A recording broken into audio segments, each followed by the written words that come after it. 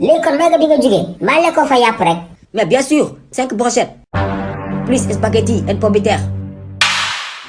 Reste là à manger di mbaxalu Saloum et di ceebu ñebe. mais est-ce que xam nga ni yow yàpp kaña nga reere. waaw waaw laay Genzman moo fi jaar ci suba may ma ñaari junni nee na 10 kilos yàpp kaña la jaay may nga bi. Hé Mboulourou, tu as raison. La viande d'aujourd'hui a changé de goût.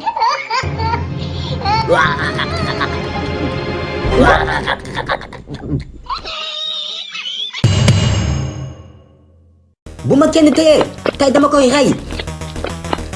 Il va voir de quel bois je me chauffe. Bu ma kenn téye tey dama koy rey.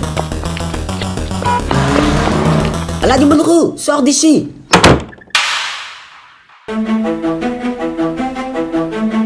waa Jackson biiru maa fi lan moo xew. Ah bon, tu ne le sais pas. Wala da ngay dof doflu. su ma ko xamoon dinaa la ko laaj. yow booy dugg kër jàmbur doo def ndànk nuyoo sax defoo ko. maa tay du ma nuyoo.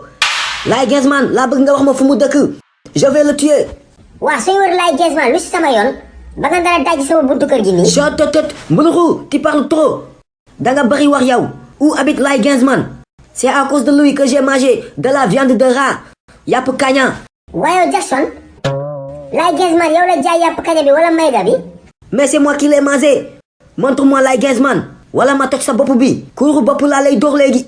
man kay boo ma ci naree dóor kuuru roof ma wax la léegi fu Laye Genzman di nekk heure bii. Parle waxal gaaw moo gën si yow de. xoolal ginnaaw kër chef de quartier am na benn restaurant bu fa nekk si côté Diallo Këriñ bi. Tu parles du restaurant Domada. waaw kay restaurant Domada la mooy restaurant boobu nga xam ne chaque jour Domada la ñuy togg kër gi doon ak restaurant bi foofu la Laye Genzman di toog. Merci beaucoup Mboulourou ak sandel bu nganda. kii ku muy wax ak sandel bu nganda bi waaye kii dama koy topp waaye bu ma ko bàyyee noonu.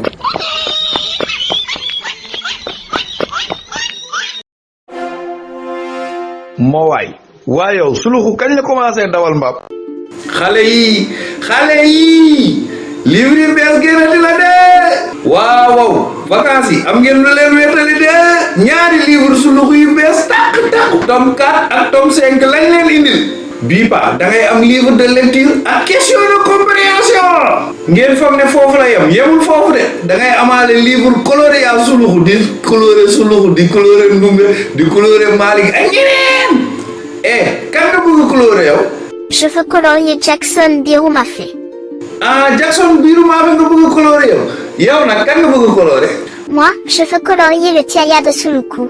yow Tiaya Suluku nga bëgg coloré. léegi nag dégg ngeen ko daw leen gaaw wax seen papa yi seen yaay yi seen tante yi seen nijaay ñu jëndal leen livre Suluku. numéro baa ngi noonu affiché si écran bi yéex ñàkk la daw leen.